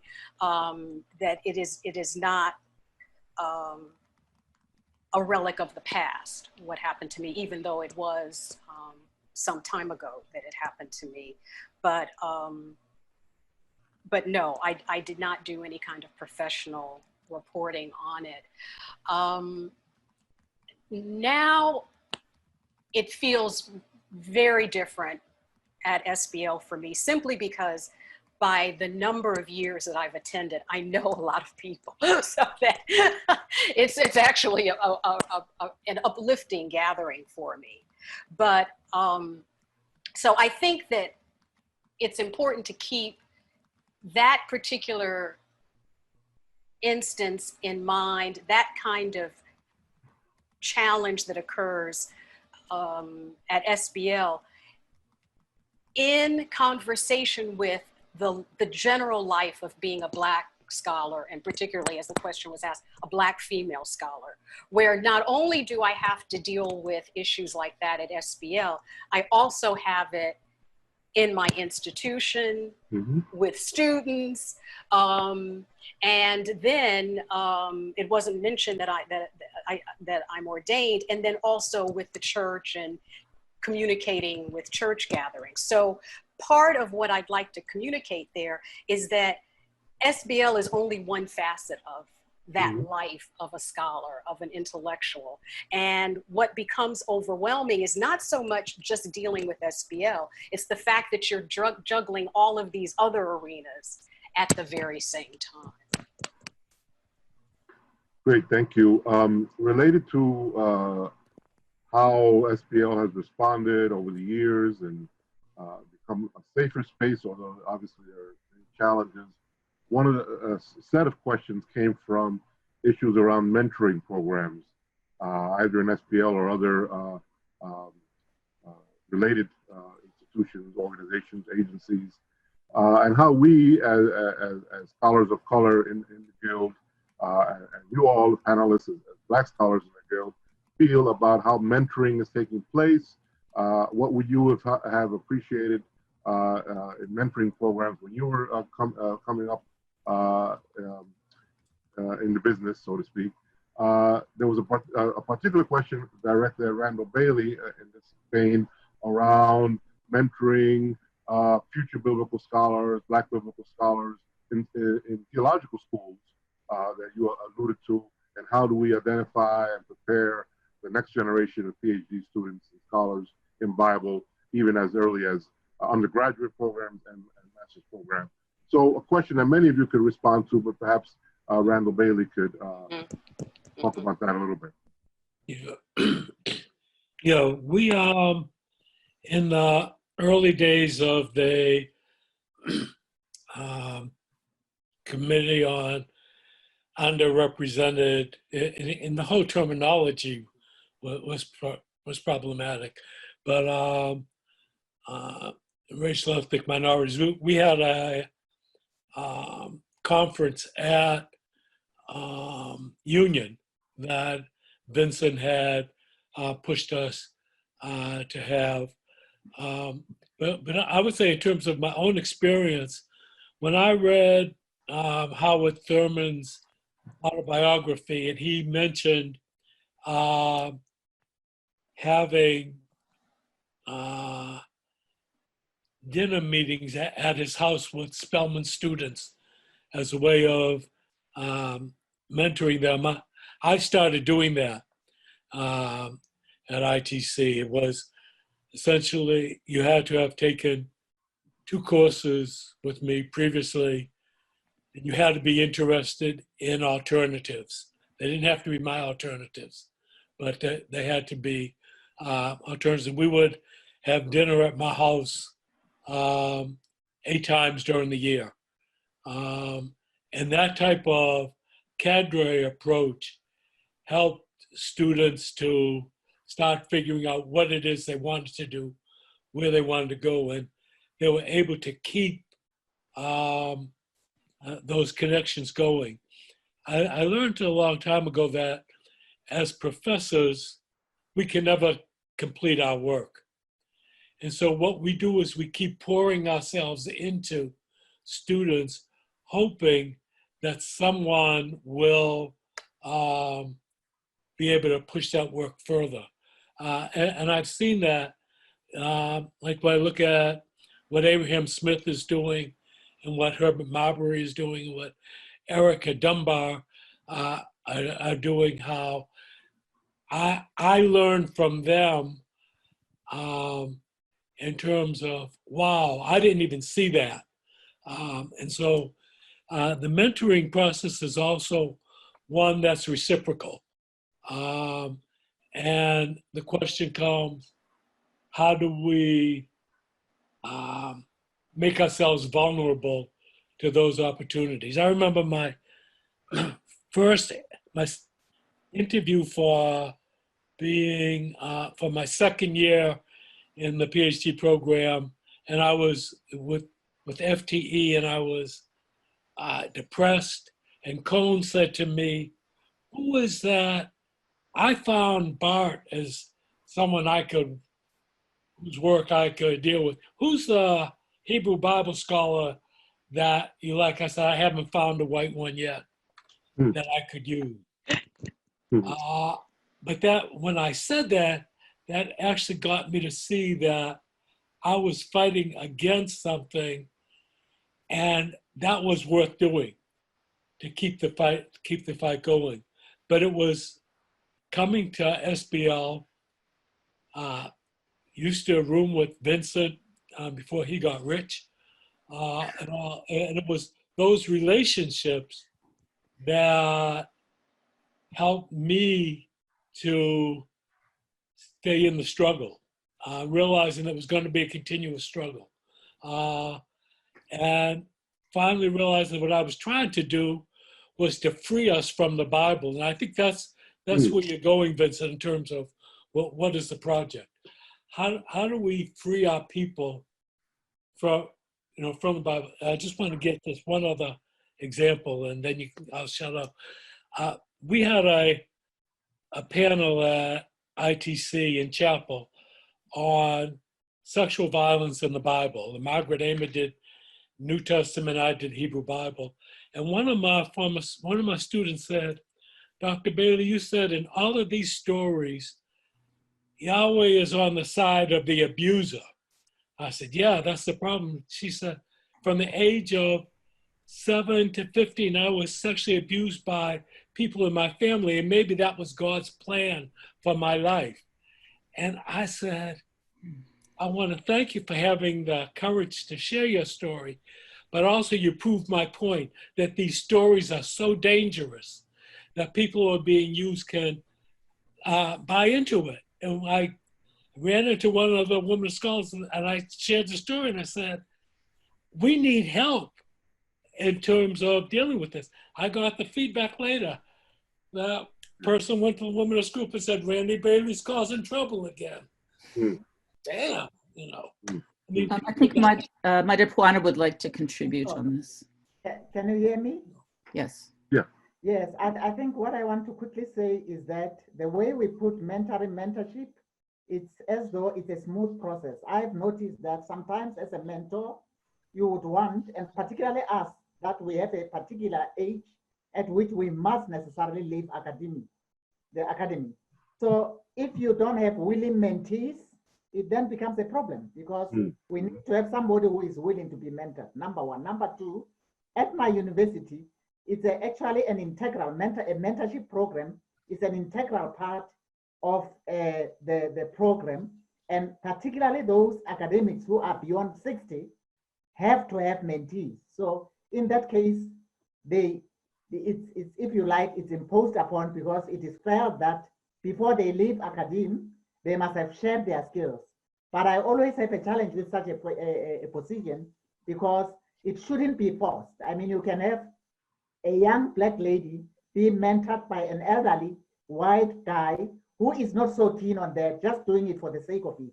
So in that case, it becomes unnatural. I just wanted to bring in that version also. Thank you. Thank you. You mentioned the issue of other institutions, organizations assisting in supporting in the mentoring of African and African American biblical scholars. One of the questions that came from the group was around the issue of exactly that. What else besides SBL? What else besides the academic guild? What about faith communities?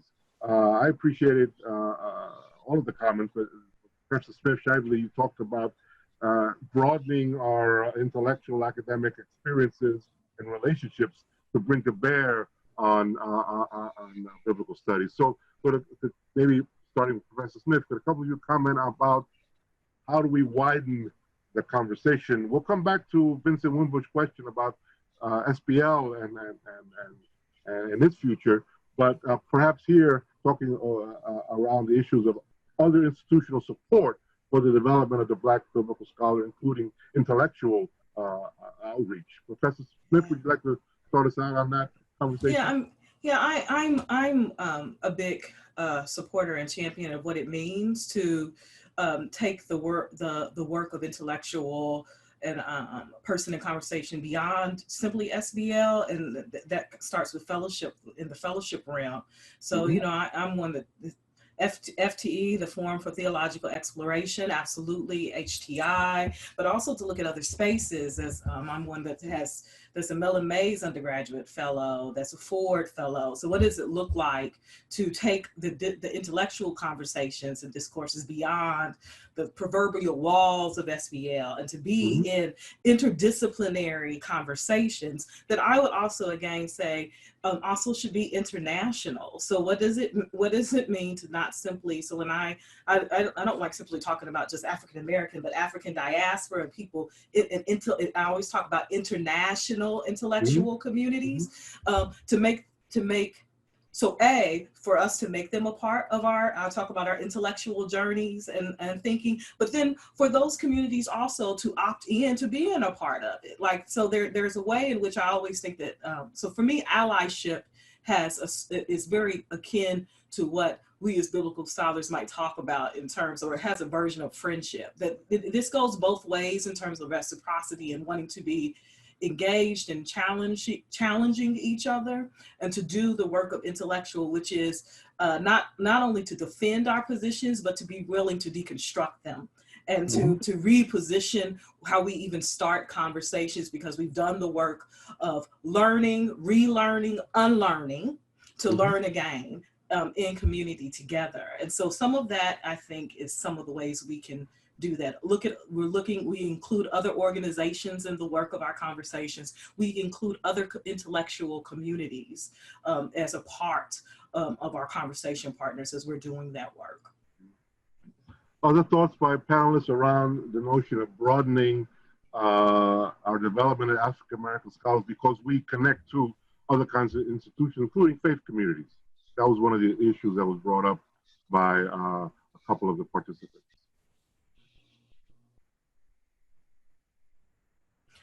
I'll just jump in real quick, because kind of piggybacking off of that, and then I'll be done, is to say I very much live and do my vocational work at the intersections of academia, faith-based communities, and these larger and sort of larger civic spaces. And I absolutely think that there are opportunities for us to think about how to be multilingual in the ways in which we are engaging in biblical histories and text, and in communities, and particularly histories of interpretive text that present opportunities for challenge both ways. So challenge to us as scholars to think about how our work is connecting to other communities that are not in the ivory towers of our spaces, and how do we talk sort of, I love this, talk back to them, and they talk back to us, and to challenge us in ways. I think that Dr. Wimbush, to to pull on what you're saying, I think that requires maybe a bit of courage,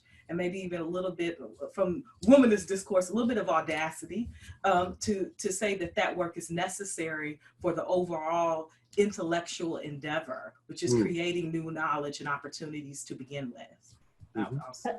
Can I come in? Yes, please. Almost, the conversation between Vincent and Anderson earlier on.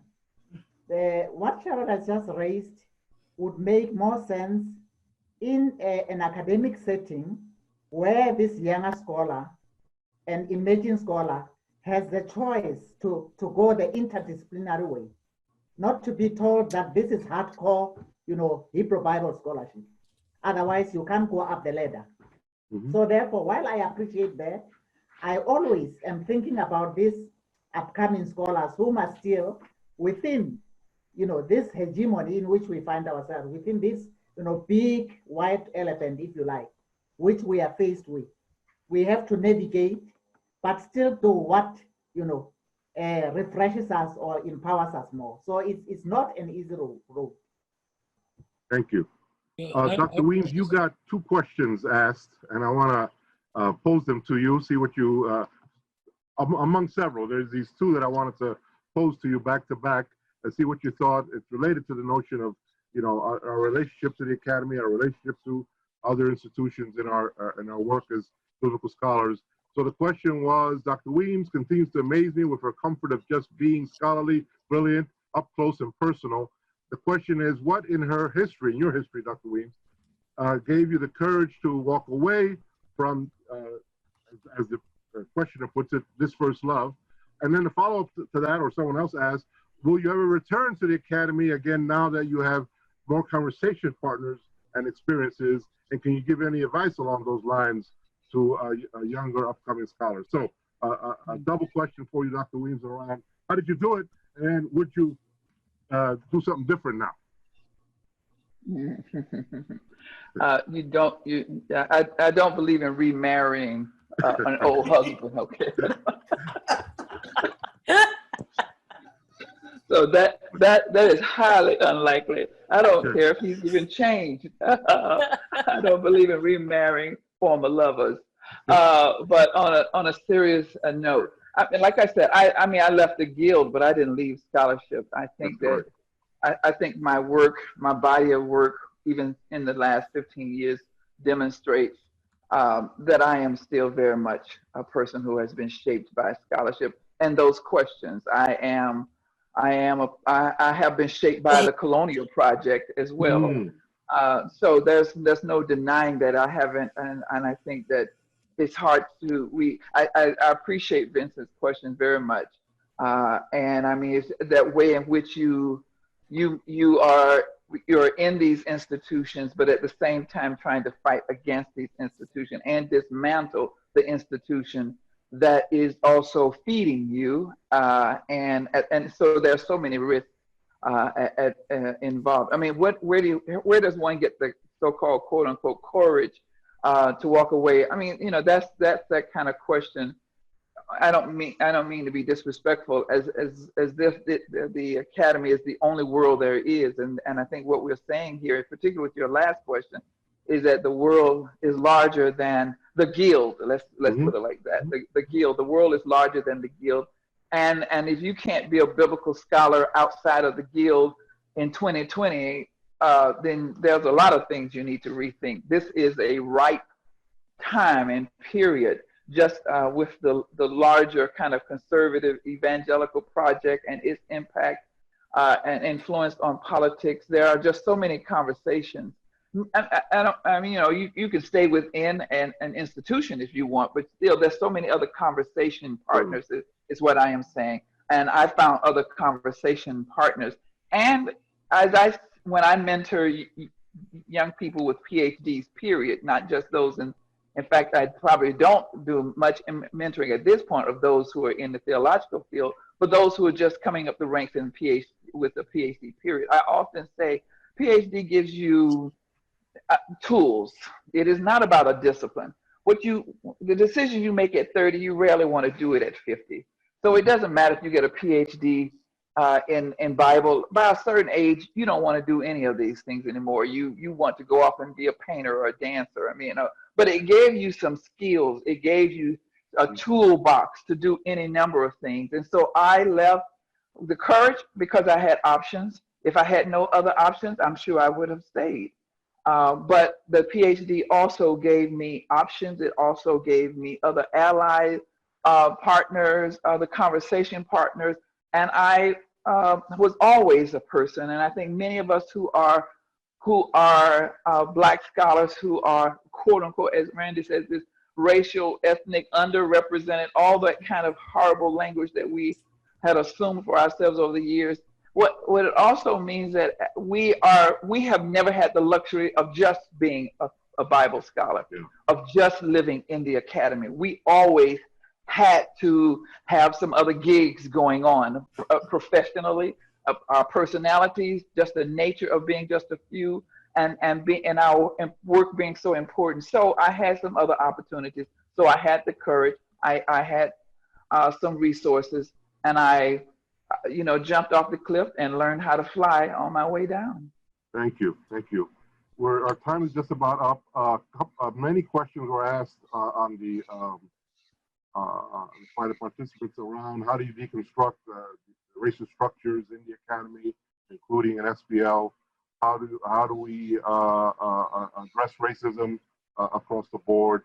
And then obviously Dr. Wimbush with the notion of deconstructing the colonial project that is embedded in SBL is quite a challenge. One participant said, how do you manage to turn the excavation of the psychosocial pathologies in empire politics with regard to SBL? So I want to give that, and then a general question that came, if you could wave a magic wand and change one thing about the future of biblical studies, what would it be? That's a big question, but I think, Dr. Wimbush, your challenge to rethink how we do the Guild, the Academy, the project is over. Could you say more about that? Because I think it's an important question in light of how participants are saying, what do we do about these racial structures? How do we change the narrative? Dr. Wimbush, please. Yeah, I'm aware we're nearing the end, so I'll try to be brief here. At any rate, I don't want to have the final word on any of these issues. It's really an invitation extended to all to begin in earnest conversation about who and what we are in 2020 going forward. The extent to which we're playing on the Black Lives Matter events, protests in response to incidents that we know about very well, we could and should translate all of that energy and those impulses into at least an effort to rethink in to the deepest, broadest possible extent what we're about as critics. And I'm just saying that I hope everyone will be interested in pursuing this as part of a serious investment in renaming, rethinking, differently construing the practices and the politics that have defined us for so long, in spite of the kind of differences that we seem to represent on the surface. My own view is that this modernist colonialist project is very good at integrating all of us into its ultimate project. And we know what that is. That is a project ultimately in defining, re-inscribing again and again a kind of white supremacism. And irony is that no amount of uncritical, non-self-reflexive work on the part of any scholar of any hue will tear that apart. It's got to be a project which meets the project at its roots in the most basic terms that one could think about. So it seems to me that it can't be, to put it in this in fairly simple terms, a project on reading texts that don't belong to anyone in particular, but an amorphous, part of an amorphous kind of universalism that has, defined us for the last several hundred years with the very invention of religion, of scriptural religion in particular. We have an opportunity to be part of an effort to lead the way in analyzing the modern world, this late modern world, in terms of our kind of mimetic practices, which are metonymic of what the modern world has become. The modern world is a scriptural world. It goes far beyond religion. But we've got to have our theoretical, analytical act together. It's got to be as capacious and as flexible as possible, drawing in other fields and practices and the like to be able to be part of that conversation, if not to lead it. I think we're in a position to lead it, but we've got to go beyond simply the politics of inclusion and playing the game of finding out to whom Jesus was married and how many people were like us in the picture at the time. That's not a framework that we've created, and it needs to be abandoned. Thank you, Vincent. And I think your question puts it well. Who are we to be as critics? And certainly all of you for many years have helped shape the discipline against, as we say in Spanish, viento y marea, strong winds that have to resist. So I thank you for participating in this session, and to all the participants who shared important questions, many of which you couldn't get to, of course, but thank you. And I turn it over to my colleague, Adele Reinhardt, for the closing comments. Thank you. I just want to echo Ephraim's thanks and gratitude to all of you for being willing to share. I'm speaking now to the panelists specifically, for being willing to share your experiences, your ideas, and to sketch out for us the work that we need to do. I believe that Vincent's comments about endings and beginnings are appropriate to this session as well, that this session is ending, but it is just the beginning of a process, a conversation, a struggle, and a lot of hard work that I believe many of us truly want to do to transform the SBL and our field more broadly. I also want to thank very much those of you who were listening in and participated with your attention and your questions, and to invite all of you to return tomorrow, 7 p.m. in the Eastern time zone, and to continue this symposium. I also want to just remind you that a video of this session will be posted on the SBL website in the coming days. And I believe that that video will also be cleaned up from a technical perspective, and I hope will include Maripuane's full presentation, which I'm very grateful that she was finally able to give. So again, thank you, all of you, and we look forward to continuing.